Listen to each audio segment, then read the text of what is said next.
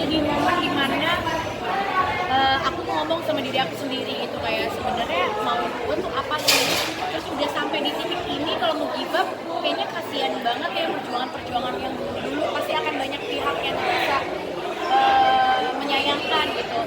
Akhirnya aku berkaca sama diri aku sendiri, aku mendekatkan diri sama Allah juga, dan aku berdoa minta petunjuk yang harus gimana gitu. Dan akhirnya nggak tahu gimana aku merasa kayak oke, gue punya kemampuan yang udah dikasih sama Allah untuk bernyanyi, kok nggak dimanfaatin gitu. Dan emang suka juga, jadi ya udah balik lagi mindset aku yang aku ubah gitu. Gak semua orang emang harus suka sama apa yang kita suka, tapi kita harus punya prinsip bahwa yang kita akan keluarkan sebagai karya harus memang yang kita suka, gak usah mikirin orang lain dulu, lebih ke diri sendiri dulu. Dan akhirnya dari situ aku merasa oke, gue harus ngeluarin single lagi, gue harus percaya sama diriku sendiri. Dan mau orang lain yang ngomong kayak 100 orang, 1000 orang yang ngomong lo pasti bisa, tapi kalau dari diri kita sendiri belum ada kita accepting kalau kita emang bisa, ya nggak akan jadi gitu. Jadi emang harus berdamai sama diri sendiri dulu sih, kayak harus kita ikhlas menerima apapun resikonya dan mulai lagi. Sistem terbesarnya apa Rin? Apa? Support system terbesar yang pasti keluarga. Dan aku baru ngerasain bisa lebih pendewasaan diri dan berdamai dengan diri sendiri yang menurut aku susah banget. Kayak sekarang juga kadang-kadang suka, dan manusia juga ada error-errornya ya, kadang-kadang kayak ada masa kayak susah lagi gitu, kadang bisa ikhlas, kadang susah. Tapi yang jelas aku bersyukur banget punya Jevin, suami aku yang sangat mensupport aku di segala hal gitu. Dan aku sangat bersyukur ada North juga yang jadi penguat aku juga. Jadi semenjak aku berkeluarga, aku baru ngerasain yang namanya pendewasaan diri, baru ngerasain yang namanya bisa berdamai dengan diri sendiri gitu. Jadi aku rasa keluarga adalah support system terbesar aku sih. Neonomora. Pertama Neonomora tuh udah kayak kakak aku sebenarnya. Dia itu bener, Neonomora itu udah kayak kakak aku sendiri. Aku nyaman banget ngomong sama dia juga orangnya bener-bener tulus gitu, dan dia suka nulis. Dari situ aku bilang boleh nggak untuk lagu-lagu aku tulisnya sama kamu gitu. Dia kayak seneng banget, dan dia emang tipe yang suka nulis. Jadi ya udah, aku ngeliat tulisan dia suka banget, dan lagu-lagu dia juga aku suka banget juga. Kayak ya nyambung aja antara aku sama dia tuh, punya connect aja gitu. Kita connect dalam banyak hal, dan itu yang bikin aku nyaman untuk cerita banyak hal ke dia, sampai akhirnya dia bisa tuangin ke dalam lirik gitu. Peran Jevin sangat membantu. Jevin seperti yang tadi aku udah jelasin, dia tuh kayak ENR-nya lah gitu.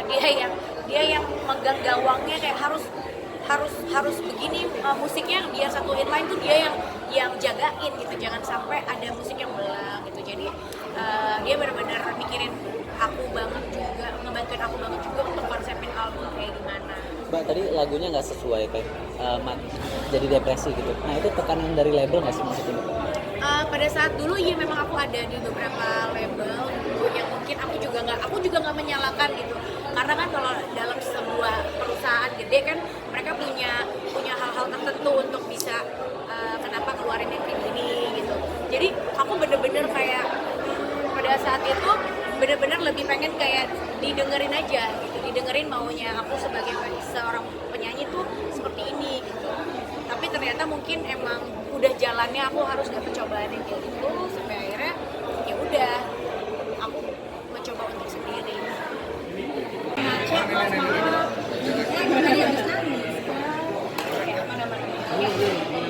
Udah pasti lagunya cinta-cintaan ya, putus cinta lah, jatuh cinta. Setelah udah menikah dan punya anak, aku lebih picky dalam milih lirik gitu. Kayak aduh, kayaknya kalau liriknya tentang cinta-cintaan yang ABG banget kayaknya nggak masuk deh gitu. Jadi lebih ke lirik aja sih, kayak lirik-lirik aku sekarang lebih dewasa, lebih tentang general gitu, lebih ke hidup aja sih, pengalaman hidup, up and down-nya kayak gitu-gitu. Lebih ke aku mau ke arah situ sekarang. Kalau sebenarnya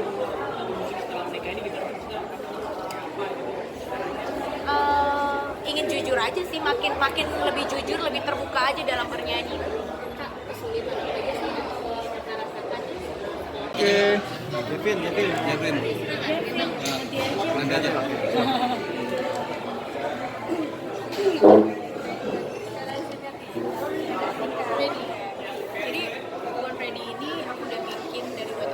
Agak kenceng ya, Rin? Oke, Born Ready ini sebenarnya aku udah bikin dari 2 tahun yang lalu. Ini temanya tentang perjalanan karir aku yang ups and downs. Aku struggle-nya kayak gimana dan sempat dulu merasa putus asa, kayak gak mau melanjutin karir lagi, patah semangat, ragu sama diri aku sendiri karena terlalu banyak pihak-pihak yang gak percaya sama aku, sampai akhirnya aku juga gak percaya sama diri aku sendiri gitu. Dan di Born Ready ini aku pengen nyampein bahwa aku melewati masa-masa itu dan sampai akhirnya problem solve-nya itu adalah aku balik lagi ke diri aku sendiri, kayak aku nanya diri aku sendiri, aku maunya apa sih gitu. Passion lo di mana? Di musik. Ya udah, kejar terus, yakin bahwa kita terlahir siap untuk melakukan hal apapun, kita bisa ngelewatin masa-masa itu asal kita percaya bahwa diri kita mampu. Dan akhirnya aku berhasil melewatinya, aku balik bangkit lagi, berkarya lagi sesuai dengan passion aku, sesuai dengan lagu yang aku mau. Dan ternyata dari situ, dari menjadi diri sendiri, lebih banyak justru terbuka kesempatan-kesempatan lain gitu. Dan akhirnya aku merasa ya udah, tema ini yang akan aku buat untuk single terbaru aku, dan dengan harapan lagu ini tuh bisa memotivasi orang juga, bisa menginspirasi orang juga untuk terus percaya sama diri sendiri, jangan pernah nyerah untuk hal apapun yang kalian cintai. Hal apa yang paling terpukul adalah berkarir tapi gak jadi diri sendiri. Itu beban mental banget sih, kayak dalam diri aku tuh kayak berasa berantem sendiri gitu, kayak lagu yang aku suka sebenarnya kayak gini musiknya, tapi kok karya aku yang akan ibaratnya dibawa sampai mati gitu kan, kayak sampai nama aku udah gak ada juga karya itu akan tetap ada, tapi kok gak sesuai dengan kepribadian aku, gak sesuai dengan yang aku suka. Dan itu bertahun-tahun, aku 7 tahun aku ngelewatin itu, dan itu rasanya beban banget sih, beban banget, nggak happy, kayak ya udah kayak robot aja, penting kerja gitu ya, penting kerja. Pada saat itu kerja, cari duit buat orang tua, kayak ya udahlah gitu aja akhirnya, sampai akhirnya aku nggak tahan sendiri, kayak mau gila rasanya kalau begini terus. Ya udah, beraniin diri untuk oke deh, gue coba keluar dengan genre yang beda yang sesuai dengan yang gue mau, biarpun akan mengulang dari nol lagi, kayak mungkin banyak fans-fans yang suka yang dulu gitu mungkin, tapi ya udah nggak apa-apa, aku berani ngambil resiko untuk ngulang dari nol lagi, kayak reset gitu. Kak, ada ceritanya nggak sih ganti ubah rambut? Kakak tuh gaya rambutnya ceritanya apa? Oh, kalau itu bosan aja sih. Bosan aja. Oh ya. Kak, kalau ngomongin soal North nih, katanya dengar-dengar kakak dulu Jangan lupa subscribe ya.